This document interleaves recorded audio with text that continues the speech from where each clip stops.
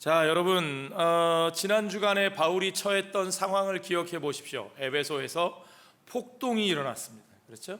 광기가 몰아치고 폭풍처럼 휘몰아칠 때 바울이 할 수 있는 일이 뭐가 있었습니까? 아무것도 없었어요. 바울은 그 수만 명의 군중들이 몰려 소리치는 그곳에 들어갈 수도 없었고 아무 일도 할 수 없었어요. 여러분, 거친 풍랑이 몰아쳐서 우리를 휩싸을 때, 우리를 몰아갈 때 때로 우리가 아무 일도 할 수 없을 때가 있습니다. 그럴 때는 어떻게 해야 돼요, 여러분? 그럴 땐요, 아무 일도 하지 않고 기다려야 돼요. 예. 우리 믿음의 사람들은요, 때로 아무 일도 하지 않고 기다리는 법을 배울 필요가 있습니다. 중요한 사실은 뭐냐면 세상의 어떤 소동도, 어떤 풍랑도, 어떤 폭동도 영원히 계속되는 것은 있다 없다? 없다. 예. 어떤 폭동도 어떤 소동일지라도 시간이 지나가면 끝난다, 지나간다. 아무리 광기 어린 사람들이 제 아무리 막 혈기를 가지고 우리를 대적하여 으르렁대며 소리를 질러도 그 사람들이 평생 그럴 수 있어요? 아니요. 그러다가 기운 빠지면 제풀에 수그러 들어요. 중요한 건 우리가 그들과 함께 그 광기에 휩싸여 그들과 맞서 싸우는 것이 중요한 것이 아니고, 우리가 아무것도 할 수 없을 때가 있음을 받아들이고 우리가 차분히 그때에 우리의 모든 것을 내려놓고 우리 주님께 내어 맡기고 우리 주님의 시간을 기다리는 것이 우리에게 필요한 훈련인 것을 여러분 아시기 바랍니다. 자, 그렇게 바울은 기다렸고 그리고 그 소동이 잦아들었습니다. 그리고 이제 어떻게 합니까? 사명자에게는 사명자의 길을 가야 되는 거예요. 이제 또다시 바울은 그의 길을 갑니다. 그가 가는 길에서 또 어떤 일이 벌어질지 도무지 알 수가 없죠. 에베소에서 이런 일이 있었는데 또 다른 곳에서는 어떤 일이 벌어질까? 여러분, 생각하면 우리에게는 트라우마가 참 많을 수밖에 없어요. 아니, 이제 또 어떤 일이 벌어질 것인가? 자라 보고 놀란 가슴 소뚜껑 보고 놀란다고. 그냥 이제 비슷한 뭐만 있어도 막 덜컥 내려앉아서 나 이제 저기 못 가겠어, 그런 마음이 들 수도 있죠. 우리는 그 속에서 어떤 일이 벌어질지 모릅니다. 우리가 걷는 발걸음은 한 치 앞도 모르고 가는 길이에요. 그런데 여러분, 왜 하나님은 우리를 모르는 길로 가게 하실까요? 우리가 좀 기도를 열심히 빡세게 하면 그 모르는 길 가지 않고 하나님께서 훤하게 좀 보여주시지 않을까요? 어떠세요, 여러분? 제가요, 여러분, 그래도 제가 목사고요, 저도 기도 많이 해봤는데요, 근데 하나님이 안 가르쳐 주실 때는 안 가르쳐 주시더라고요.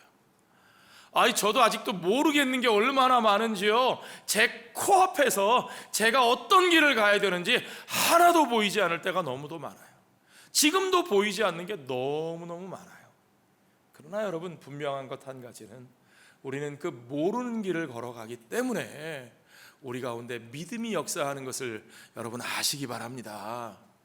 믿음이란 눈앞에 훤히 다 미리 알고 가는 게 아니에요. 그런 특별한 것이 내 눈에만 보이는 게 믿음이 아니에요. 믿음은 보이지 않는 길을 걷되 그러나 나를 인도하시는 분이 주님이신 것을 알고, 그거 한 가지 알고 우리 주님의 인도하심을 따라 보지 못하는 그 길을 믿음으로 걷는 것이 바로 저와 여러분의 삶, 우리들의 삶, 복음을 가진 사명자의 삶인 것을 여러분 믿으시기 바랍니다.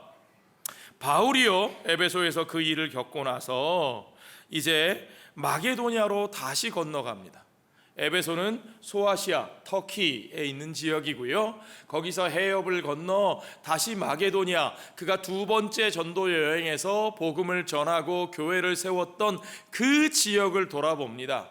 먼저 발칸반도 중부에, 그리스 북부에 있는 마게도냐, 빌립보, 데살로니가, 베레아 같은 지역들이 있는 곳을 먼저 돌아본 다음에 그리고 조금 더 남쪽으로 내려와서 누가는 그곳을 헬라에 이르렀다, 그렇게 표현하는데 그 헬라는 우리가 기억하는 잘 아는 도시 고린도입니다. 바울이 고린도로 다시 돌아갔어요. 여러분, 바울이 고린도에서 얼마나 힘들었는지 기억하십니까? 바울이 스스로 뭐라고 고백했어요? 내가 그곳에 너희와 함께 있을 때 내가 두렵고 약하고 심히 떨었었노라. 예, 고린도야말로 바울이 가장 힘들고 괴롭고 대적당하고 교회도 혼란했던 그런 곳이에요. 그 고린도에 다시 가서 석 달을 다시 그들과 함께 합니다. 자, 여러분, 이곳에서 바울이 어떤 일을 겪었을까요? 바울은요, 첫 번째 고린도에 방문했을 때에 많은 유대인들로부터, 안 믿는 유대인들이죠. 예, 그때 안 믿는 유대인들로부터 많은 어려움을 당했는데요.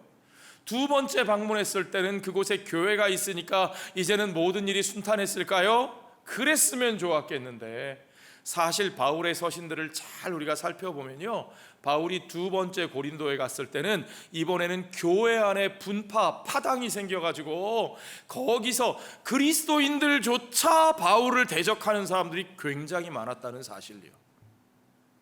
그곳이 고린도입니다. 그런데도 바울은 그 고린도에 다시 돌아가서 그들과 함께 석 달을 머물면서 그의 사명을 충실하게 감당합니다. 자, 그 일을 마친 후에 원래 바울의 계획은요, 배를 타고 지중해를 가로질러 수리아로 돌아가려고 했다 그랬어요. 이 수리아라고 하는 것은 팔레스타인 북쪽 지역을 얘기하는 거죠. 그러니까 이 수리아는 바울을 파송했던 교회 안디옥이 있는 곳이에요. 사실은 바울이 가려고 했던 것은 이 안디옥만이 아니라 거기서 예루살렘으로 들어가려고 그랬어요. 바울이 안디옥과 예루살렘으로 돌아가려고 했는데 문제가 생깁니다. 문제가 뭐냐? 유대인들이 바울을 해치기로, 이제는 바울을 없애버리기로 작정했다는 거예요. 공모했다는 거예요. 한두 사람이 그러는 게 아니라 많은 유대인들이 바울을 죽여버리기로 했다는 거예요. 그러니까 배로 간다는 것은 어떤 일이 생겨요, 여러분? 여러분, 배로 여행하면 무섭습니다. 여러분들이 타시는 저 무슨 캐리비안 크루즈 그런 배 말고요, 옛날에 이 지중해에 이 범선을 타고 지중해를 건너는 그런 배 여행을 생각해 보세요. 아니 오늘날에도요, 여러분, 무슨 화물선이니 무슨 유조선이니 무슨 원양어선이니 이런 배들을 저는 안 타봤지만 그런 배들을 타시는 분들의 얘기를 들어보면 무슨 어떤 과거를 가진 사람이 탔을지 모르고 그 안에서 몇 달 동안 어떤 일이 벌어질지 모른다는 거예요. 자, 유대인들이 바울의 목숨을 노리고 있는데 바울이 배를 타고 오랜 시간을 걸쳐서 수리아로 간다? 그건 굉장히 위험한 일이죠. 배 안에 갇혀 있으면 피할 데가 없어요. 망망대해에서 피하면 어디로 피하겠어요? 그래서 바울이 계획을 수정하고 바울은 이제 북쪽을 내륙으로 향해서 다시 마게도니아를 거쳐서 그곳에서 두로아로 가고자 합니다. 자, 바울이 두로아를 통해서 육로로 이제 돌아가려고 하는데 바울이 어떤 일을 하느냐? 자기의 동행들을 정하는 거죠. 바울이 혼자 가지 아니하고 예루살렘까지 가는 동행들이 있습니다. 오늘 본문의 4절에 보면요, 그 동행들의 이름이 나와요. 4절에 보세요. 아시아까지 함께 가는 자는 베레아 사람 브로의 아들 소바더와 데살로니가 사람 아리스다고와 세군도와 더베 사람 가이오와 및 디모데와 아시아 사람 두기고와 드로비모라. 자, 몇 사람이에요? 청년들 몇 사람입니까? 바울의 동행이 이거 한 번에 딱 안 들어와요? 7명. 예, 7명이에요. 보세요. 소바더, 아리스다고, 세군도, 가이오, 디모데, 두기고, 드로비모. 예. 브로는 아버지 이름이니까 빼고요. 그죠? 사람, 바울과 동행하는 사람이 7사람이에요. 근데 이 7사람의 공통점이 뭐냐? 그들은 다 이방 교회의 그리스도인들이라는 거예요. 그들의 이름을 보면 알 수 있어요. 그리고 그들의 출신 지역을 일일이 누가가 그들이 어디 사람이다 기록해 놓고 있어요. 왜요? 그들은 다 이방 땅에 세워진 이방인들의 교회에서 예수 그리스도를 주로 영접한 이방인 그리스도인들이라는 거죠. 바울은 이 이방인 그리스도인들을 먼저 드로아에 보내놓고 자기는 누가와 함께 빌립보에서 배를 타고 마게도냐 지역을 다시 돌아본 후에 빌립보에서 배를 타고 드로아로 갑니다. 여기 누가가 이 글을 쓰면서 우리가 그렇게 표현했어요. 5절과 6절에 두 번이나 우리라는 표현이 나옵니다. 그럼 무슨 뜻일까요? 바울이 누가와 함께 했다는 거죠. 이 글을 쓰고 있는 누가가 지금 바울과 함께 있다는 얘기예요. 자, 바울은 왜 이 7사람의 이방인 그리스도인들과 함께 예루살렘으로 돌아가려고 할까요? 우리가 읽은 20장에는 그 이유가 나타나 있지 않습니다. 그런데 조금 뒤에 가면 예루살렘에 도착한 바울이 그곳에서 유대인들과 문제가 생기고요, 그래서 유대인들이 바울을 고발해가지고 총독 벨릭스 앞에서 바울이 신문받는 장면이 나옵니다. 그 장면에 가면 바울이 벨릭스에게 자기가 왜 예루살렘에 왔는지를 이야기해요. 24장 17절에 여러 해 만에 내가 내 민족을 구제할 것과 재물을 가지고 와서 그랬어요. 그러니까 바울이 여러 해 동안 고국을 떠나 있다가 다시 돌아온 이유는 뭐냐? 빈손으로 오지 아니하고 자기 동포들, 즉 유대인들을 구제하기 위해서 재물을 모아 가지고 왔다는 거죠. 이게 무슨 얘기예요? 당시 예루살렘에 큰 기근이 있었다는 겁니다. 그래서 바울은 그 기근에 어려움을 당하고 있는 예루살렘 교회의 성도들을 구제하기 위해서 그가 세운 이방 지역의 교회들, 헬라와 마게도냐와 여러 지역에 있는 교회들을 돌면서 그들로부터 헌금을 모아요. 연보를 모으는 거예요. 왜요? 예루살렘 교회에 있는 유대인 성도들을 돕기 위해서. 그런데 생각해 보십시오, 여러분. 이 예루살렘에 있는 유대인 성도들을 위해서 헌금을 걷는다. 자, 이방인 성도들의 입장에서 그것이 달가운 일이었을지 한번 생각해 보십시오. 바울이 이방 땅에 교회를 세우고 이방인들을 형제로 맞아들일 때마다 사실은 교회 안에 그렇게 평탄하지 않았어요.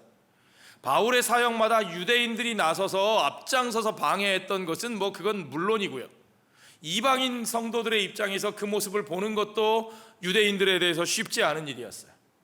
더군다나 예수를 안 믿는 유대인들만 그랬던 것이 아니고, 말씀드렸죠? 믿는 유대인들조차도 바울을 의심하고 대적하고 바울이 맞아들인 이방인 성도들을 불편하게 하는 사람들이 굉장히 많이 있었습니다.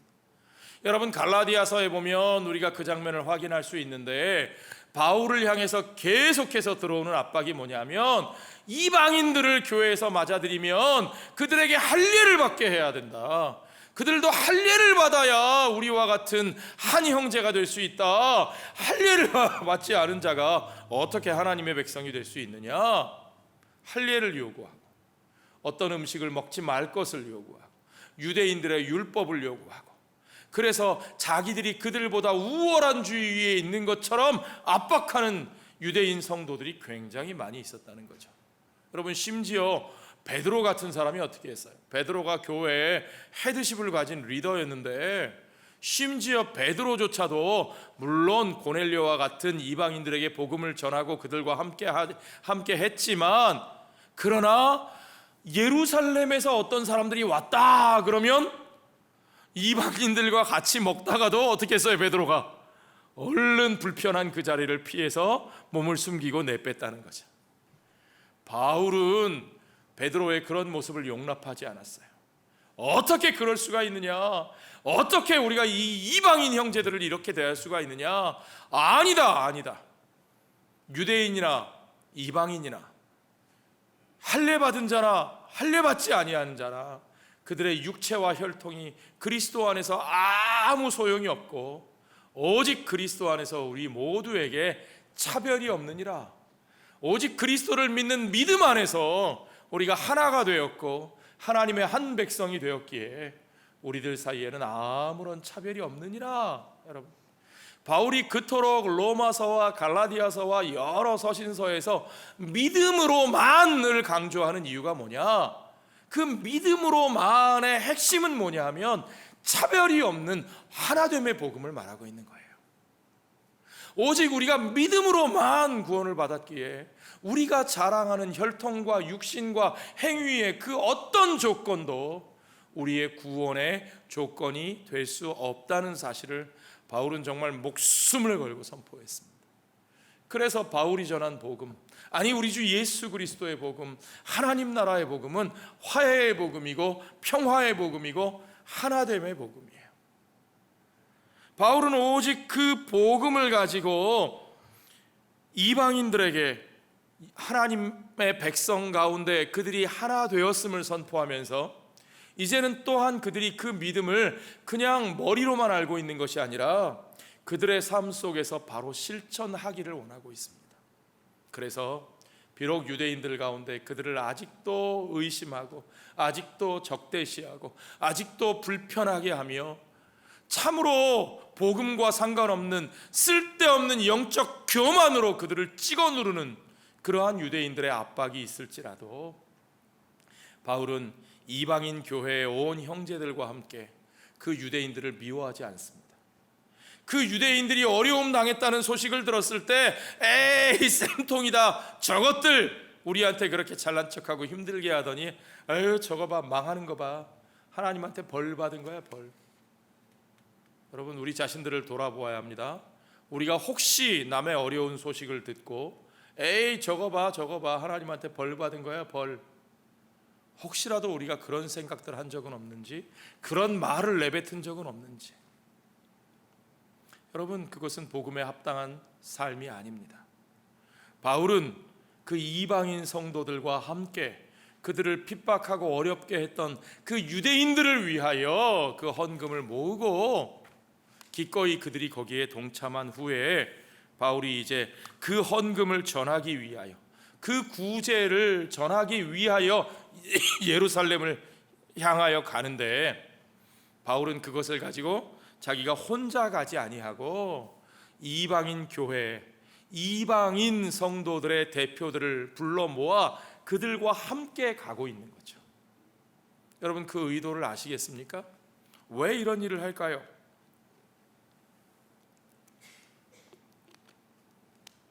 그냥 헌금을 모았으면 그거나 가져다가 그냥 유대인들에게 갖다 주면 아마 별로 힘들지 않았을 거예요.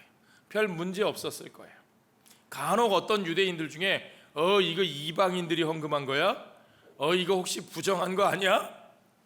뭐 그렇게 묻는 사람이 있을지 모르겠는데 아닐걸요. 아무리 따지는 사람도 자기가 어려울 때 갖다 주면 그런 소리 안 하고 받아 먹을 거예요. 그냥 조용히 갖다 주면 그만인데 바울은 그렇게 하지 않습니다. 바울은 아주 의도적으로 목적을 가지고 이 이방인 교회의 이방인 성도들을 함께 데리고 그들과 함께 이 구제의 제물을 예루살렘 교회에 전하려고 하는 거죠. 그러면 분명히 문제가 생길 겁니다. 아니, 실제로 문제가 생겨요. 그래서 바로 그것 때문에 바울이 예루살렘에 갔을 때 바울이 받은 혐의가 뭐냐면 이방인을 데리고 성전을 더럽혔다라고 하는 혐의를 받는 거예요. 그럼 왜 뻔히 그걸 아는 바울이 이런 짓을 할까요? 여러분, 바울은 지금 화해의 복음을 아주 구체적으로 실천하기 위해서 의도적으로 움직이는 겁니다. 우리가 믿는 바 그 하나님 나라의 복음의 본질을 드러내려고 하는 거예요.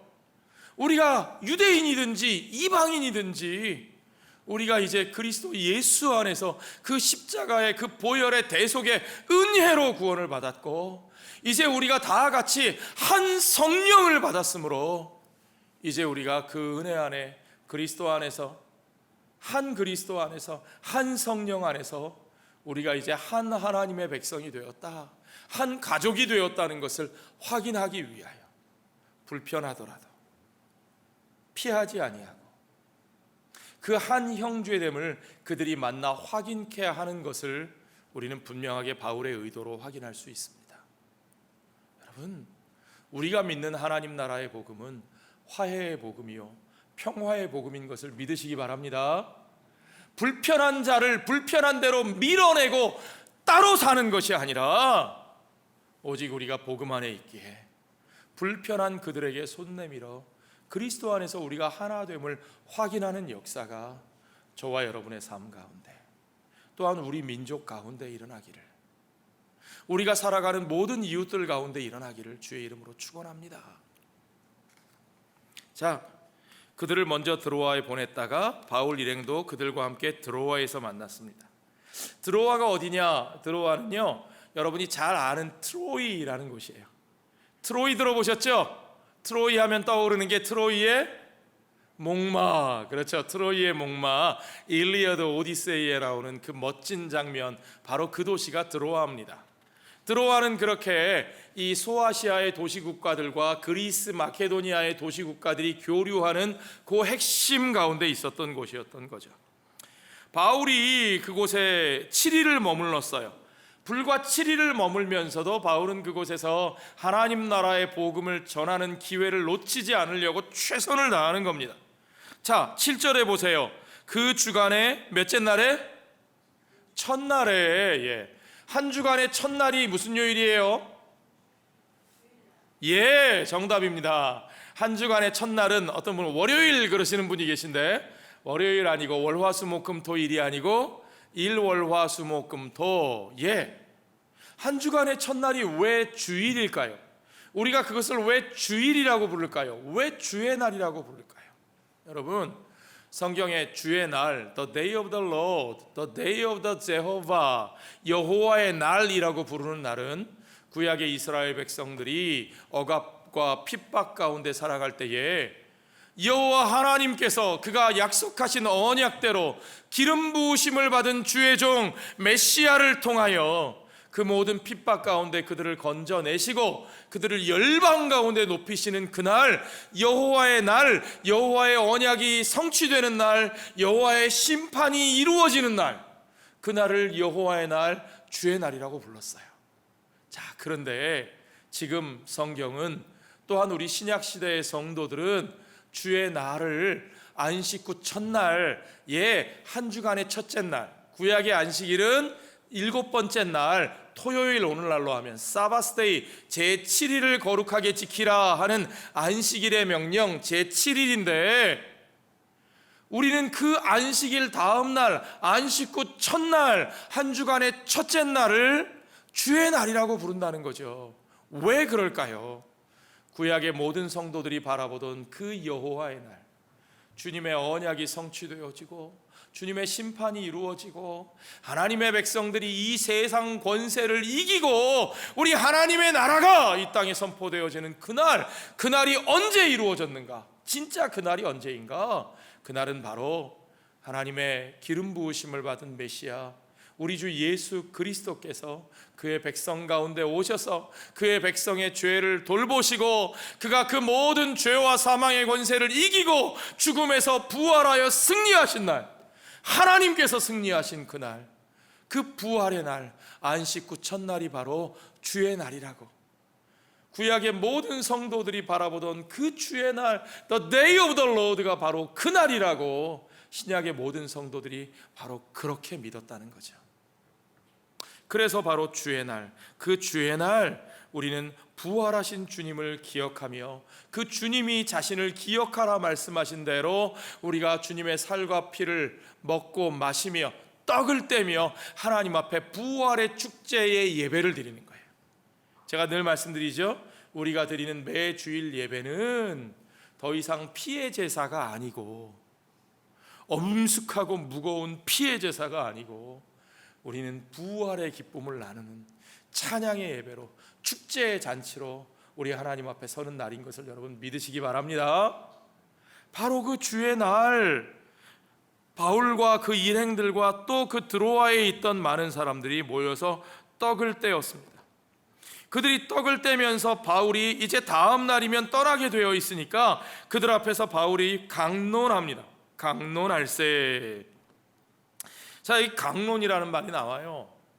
성경에 보면 설교라는 말이 안 나옵니다, 여러분. 우리가 오늘날 예배 중에 설교를 중요하게 여기는데 사실은 설교라는 말은 엄격히 따지면 이게 불교식 용어예요. 불교의 가르침을, 부처님의 가르침을, 이 교법을 설파한다, 그래서 설교예요. 물론 의미가 우리가 이제 그 하나님의 말씀을 전한다 하는 의미하고 통하니까 우리가 그냥 그 단어를 빌어 쓰는 건데, 성경에 나오는 단어는 뭐냐? 강론한다 그래요. 근데 강론 그러면 왠지 딱딱하잖아요.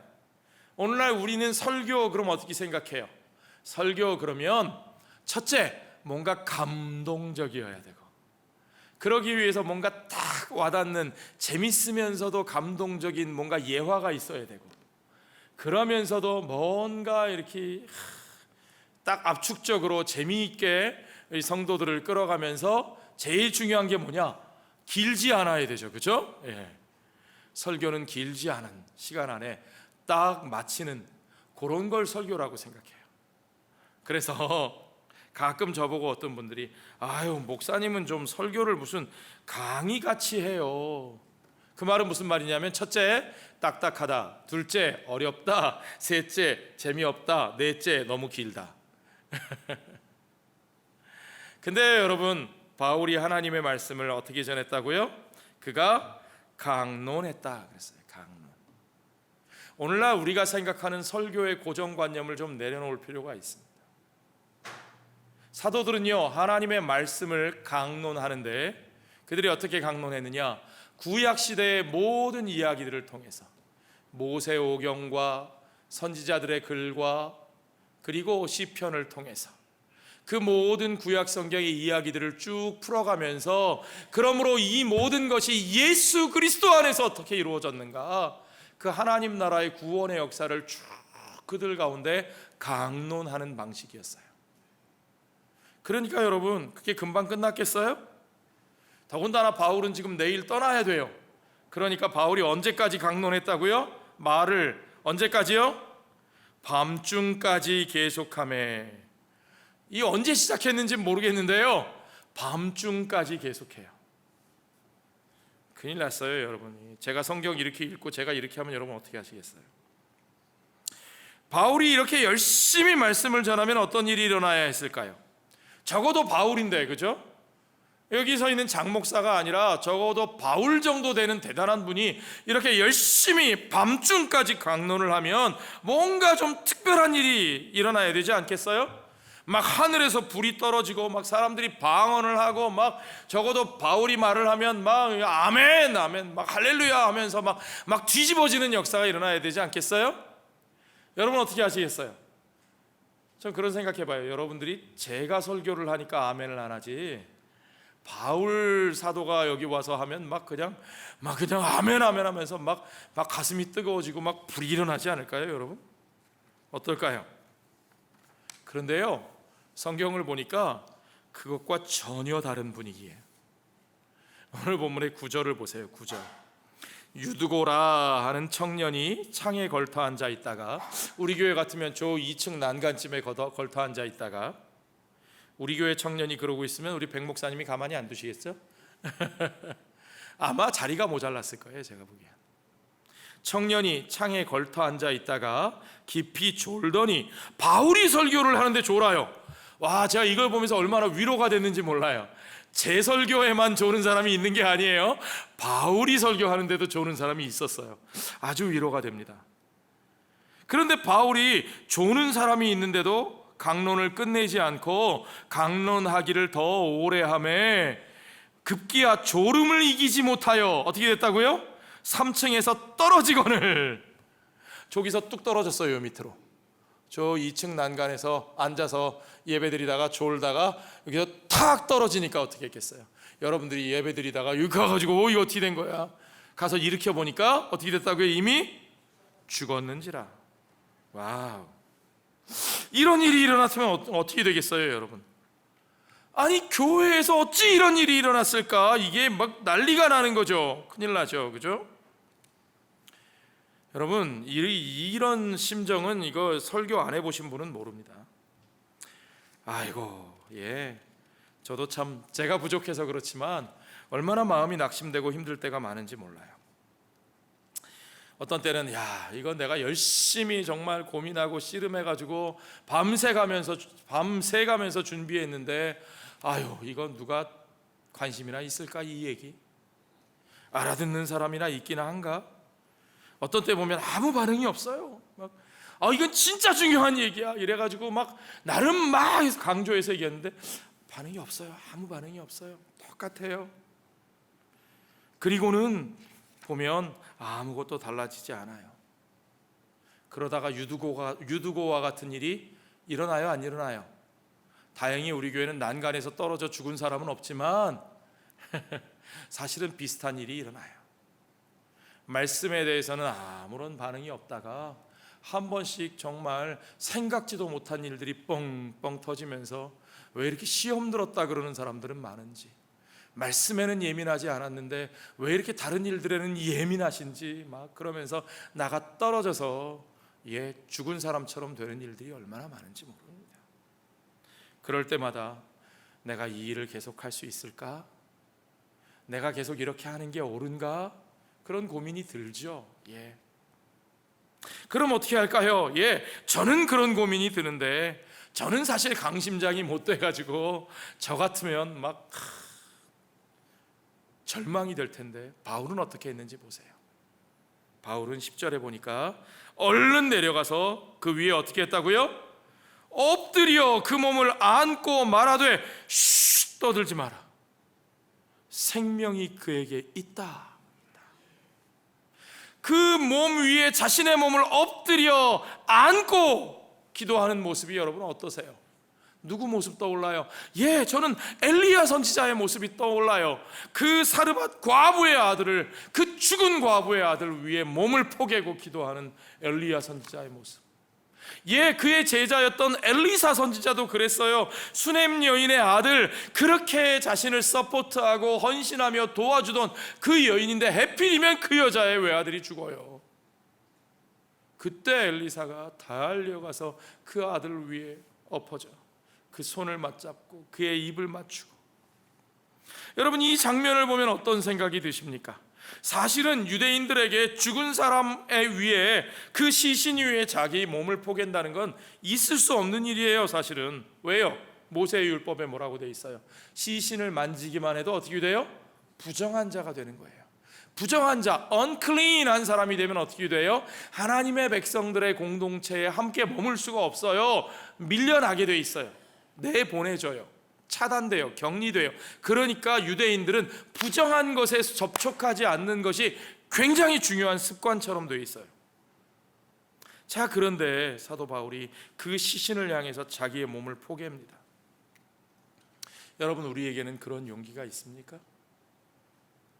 우리가 열심으로 무언가를 전하고 우리가 나름대로 하나님의 나라를 위해서 전하며 나누며 일하며 살아가는데 우리 앞에 나가 떨어지는 사람들이 나오고 그들의 시신이 널브러지고 그들이 정말 죽은 자 같은 모습으로 우리 앞에 서 있을 때 우리는 정말 그들을 향해서 우리의 몸을 내던져 하나가 되어 그들을 품어 안을 그러한 용기와 그러한 사랑이 저와 여러분에게 있습니까? 사실은요, 죽은 시신과 같이 부정한 우리들을 위해서 친히 그 몸을 던져주신 분이 우리 주 예수 그리스도인 것을 여러분 아셔야 합니다. 성경은 우리에게 분명히 말합니다. 너희의 허물과 죄로 죽었던 우리들이라고. 아멘입니까, 여러분?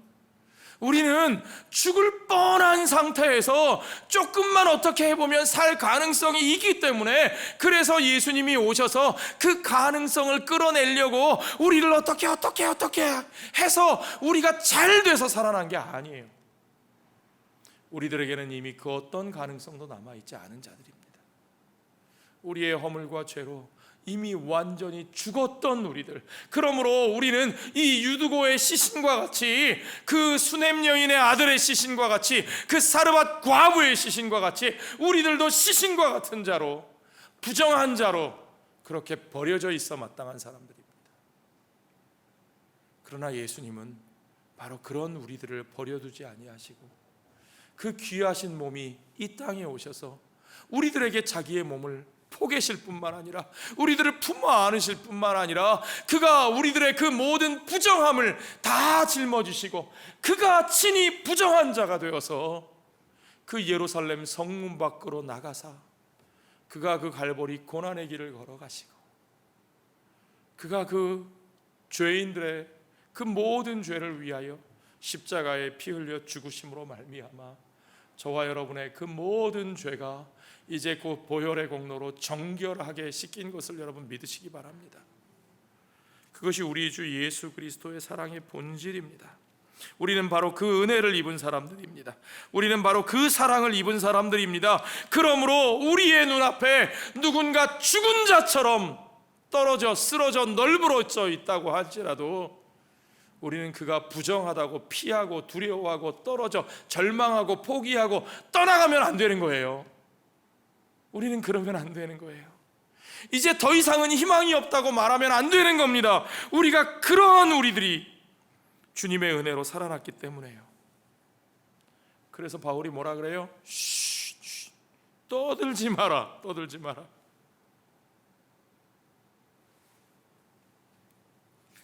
오늘 우리들의 삶도 우리들의 교회도 하나님이 우리를 보내신 그 하나님 나라의 역사도 오늘 이 드로아에서 있었던 이 장면을 분명하게 기억해야 할 줄로 믿습니다. 우리가 보기엔 아무 일도 일어나지 않는 것처럼 보입니다. 아무 반응이 없는 것처럼 보일 때도 있어요. 우리가 아무리 평화의 복음을 전해도 사람들은 미움과 대립과 증오로 편가르게 하는 일에 몰두합니다. 세상을 보세요. 전부 다 편가르게 하는데 몰두해 있어요. 오른쪽의 사람들은 점점 더 극단적으로 오른쪽 것만 듣고 보고, 왼쪽의 사람들은 점점 더 극단적으로 왼쪽의 것만 듣고 보면서 서로를 향한 증오와 미움과 대립이 점점 더 깊어지고 있어요. 세상만 그런 줄 아세요? 교회도 세상과 똑같아요. 복음을 믿고 하나님 나라의 백성이 되었다고 하는 우리들이 그 복음의 핵심인 평화의 가치, 화해의 가치는 어디로 갔는지, 열심히 믿었다는 사람들이 더욱더 자기들의 고집을 내세워 더욱더 하나 되지 못하는 모습들, 그 종교적 열심과 확신 때문에 오히려 남을 환대하는 것이 아니라 적대하면서 그들을 찍어내는 데 혈안이 되어 있는, 혐오하고 내치는 데, 증오하는 데 혈안이 되어 있는 모습들을 얼마나 많이 봅니까? 아무리 부활의 복음을 전해도 사람들은 마치 죽은 막대기처럼 무기력하게 꾸벅꾸벅 졸다가 그러다가 작은 공격에도 픽픽 쓰러져 가는 모습, 우리의 현실 속에서 그런 모습을 봅니다. 그러나 여러분, 분명히 기억하십시오. 이 드로아의 장면들을 기억하십시오. 사도 바울이 복음을 전해도 그런 사람들이 있었다니까요. 그러나 그럼에도 불구하고 그게 끝이 아니라는 거예요. 비록 꾸벅꾸벅 졸고 있었던 그 유두고와 같은 그런 모습일지라도, 여러분, 비록 육신이 고단하고 연약해서, 여러분, 이 유두고라는 이름은요, 문화적으로 보면 그 당시에 주로 노예들이 많이 사용하던 이름이래요. 그러니까 이 유두고 같은 이 노예 출신의 그리스도인들, 당시 이방의 교회에 노예 출신 그리스도인들이 많이 있었거든요. 노예나 귀족이나 상관없이 모였어요, 교회에. 그런데 이 노예 출신들은 어떻게 해야 돼요? 그들이 주일이면 놀았을까요? 주 5일 근무제 했을까요? 천만에요. 많은 사람들이 하루 종일 일하고 새벽에 와서 예배를 드리거나 저녁에 모여서 예배를 드리거나 아니면 새벽과 저녁에 다 모이거나 그랬대요. 그러니까 얼마나 힘들었겠어요. 얼마나 피곤했겠어요. 또 바울이 유식한 사람이라 바울의 말을 알아듣는 게 좀 쉽지 않았을지도 모르겠어요. 그렇게 힘든 모습으로 사실은 대단한 것을 받아들이지 못하는 것처럼 보일지라도, 그런데 중요한 건 뭐냐면 바울이 뭐라 그래요? 바울이 그에게 엎드려서 내가 이제부터 이 사람에게 생명을 줄 거야 그래요? 내가 주는 생명을 받아라 그래요? 아니요. 그렇게 말하지 않고 그에게 생명이 있다 없다? 있다! 그에게 생명이 있다! 이게 중요한 메시지예요. 그가 아무리 꾸벅꾸벅 졸고 있어도, 그가 아무리 연약하여 지치고 잘 알아듣지 못하는 사람이라도 그에게 하나님 나라 복음의 씨앗이 뿌려진 거라는 거예요. 그 하나님 나라의 생명이 그 안에 있다는 거예요. 바울은 바로 그것을 우리에게 확인시켜주고 있습니다. 그 하나님 나라 복음의 씨앗이 뿌려진 그곳에서는 그 생명이 스스로 살아 역사하는 거예요. 하나님 나라의 말씀은요, 하나님의 말씀은 살아있고 스스로 운동력이 있는 것을 여러분 믿으시기 바랍니다. 전하는 자가 대단해서 뭘 멋지게 만들어내서 감동을 받아야 역사가 일어나는 게 아니에요.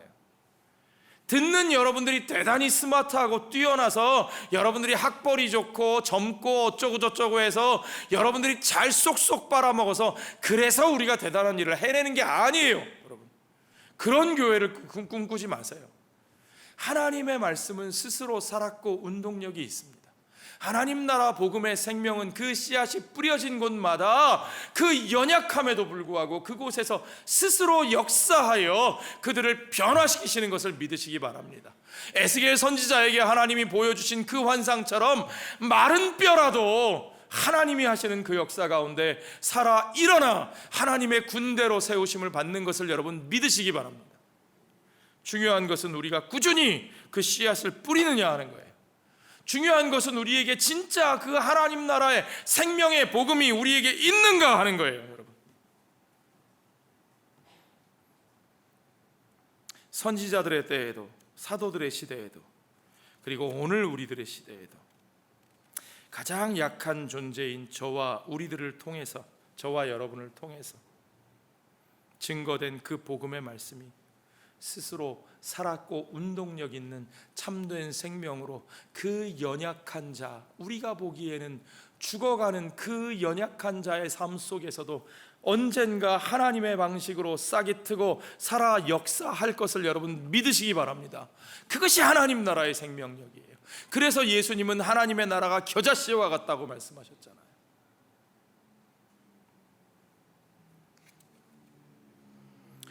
하나님 나라의 일을 감당할 때 우리 눈에 보이는 상황과 반응 때문에 힘이 빠질 때가 물론 있습니다.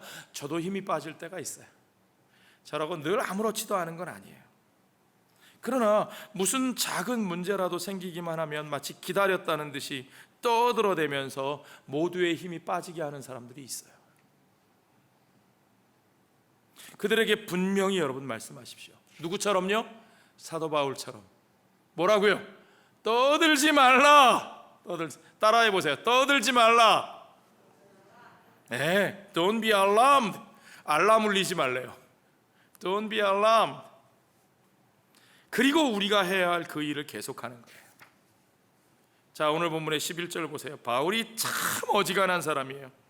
그렇게 이 사람이 졸다가 떨어져 죽는 사고까지 발생했으면 주의 은혜로 살아났을지라도 아우 내가 이제 좀 너무 오래 설교했나? 이제 좀 그만해야지. 이런 일 또 생기면 안 돼. 조심할 것 같은데 어떻게 해요?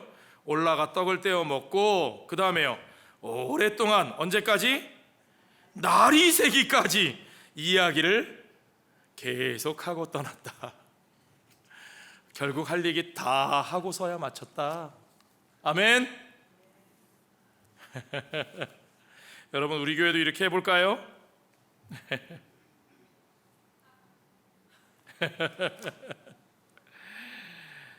바울은 그가 전해야 할 하나님 나라의 그 복음을 날이 새기까지 이야기하고 그리고 그곳을 떠납니다. 무슨 일이 눈앞에 벌어져도 누가 뭐라고 해도 우리가 해야 할 일을 하는 거예요. 어떤 상황에서라도 누가 뭐라고 오해를 하고 손가락질을 해도 우리는 화해의 복음, 평화의 복음을 선포하는 사람들입니다. 우리는 하나됨을 위해서 나가야 되는 사람들입니다. 예수의 길을 따라 우리가 그렇게 십자가에 못 박혀 피 흘려 죽는 일이 벌어져도 이 땅에서 우리가 손해만 보고 이 땅에서 우리가 환판이 깨지고 이 땅에서 결국은 그들의 손에 우리가 죽어나가 떨어지는 것처럼 보일지라도 그래도 우리는 부활하신 주님과 함께 그 영광의 몸으로 다시 사는 그 부활의 복음을 믿고 그 부활의 복음을 전하는 겁니다, 여러분. 이게 하나님 나라의 복음이에요. 오늘 우리는 이 부활의 복음이 어떻게 역사하는지 두로아 사람들은 자기들 눈앞에서 분명히 목격할 수 있었습니다. 비록 연약하고 고단해서 제대로 앉아 들을 힘조차 없는 그런 유두고 그런 우리들일지라도 하나님 나라의 그 생명의 씨앗이 우리들에게 뿌려지는 것이 소중하고, 그래서 우리 안에서 그 생명의 말씀이 스스로 살아 움직여 역사하는 것을 저와 여러분의 삶 가운데, 우리들의 공동체 가운데 보게 하실 것을 여러분 믿으시기 바랍니다. 유두고에게뿐만 아니라 오늘 우리에게도 이 생명이 있습니다. 아멘. 이 생명이 우리 안에 있습니다. 이 생명이 우리 안에서 역사합니다. 아멘. 그 사실을 확인하고 12절에 보니까 사람들이 살아난 청년을 데리고 가서 적지 않게 위로를 받았더라. 오늘 이 참된 부활의 증거를 통하여 적지 않이 위로를 받고, 오늘 우리를 낙심케 하는 그 모든 상황과 그 모든 사람들의 반응으로부터 다시금 일어나 내게 맡겨주신 평화의 복음을 향하여, 내게 맡겨주신 부활의 복음을 들고 그들 가운데로, 그 삶 속으로 우리를 보내신 그 선교의 필드로 나아가는 저와 여러분 되시기를 주의 이름으로 축원합니다. 기도하겠습니다.